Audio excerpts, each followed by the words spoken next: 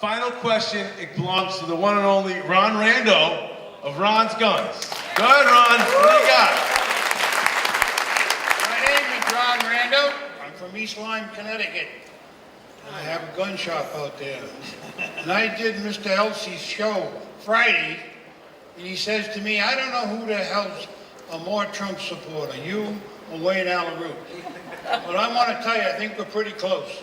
I already like you. Well, we've had a lot of good, serious questions here tonight. But I would like to ask our Republican representative up there. We had a rough and tumble primary. We've had these before. And I just want to tell you, I've been a Republican since the day I could walk. My family was all Democrats. And I converted my father and mother to Republicans. Good job. We Republicans have to get behind Mr. Stefanowski. Not just you and me and a few. Everybody in the state. Connecticut is in a bad, bad shape.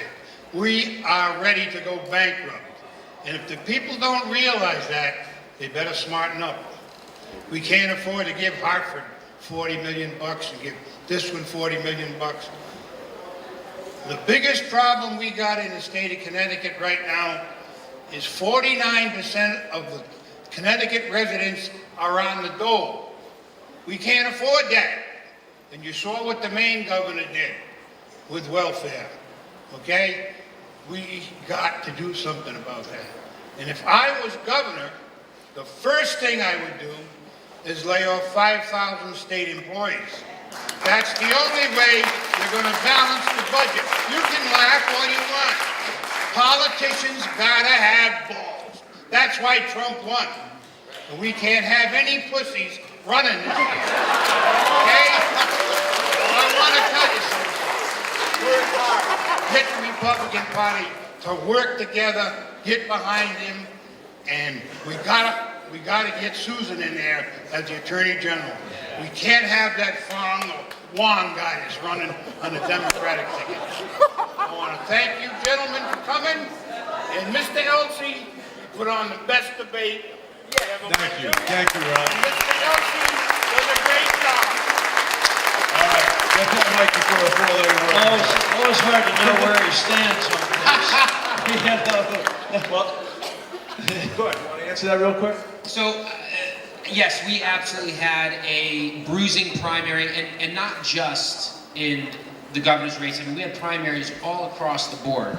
And one of the things that I have to encourage all of you to understand, and it may not be the people in this room, but we as Republicans cannot let purity stand in the way of unity. If we allow, I guarantee if we went through the room, we probably agree 80% on 80% of things. We as Republicans often do this test where if you don't agree with me 100%, I'm not supporting you, I'm not voting, I'm not helping. If we do that this year, we're going to lose. We cannot let purity stand in the way of unity, because if we do, Ned Lamont's going to be our governor. So I need everyone in here to understand, when you're talking to your fellow Republican friends who may have been disappointed with the results, because it's not the candidates that are the problem. The candidates understand what's at stake. That's why they ran. The supporters of those campaigns need to understand what's at stake, and it's our job to remind them that we cannot let purity stand in the way of unity. And if we can do that, we will win in November. So, I want to give you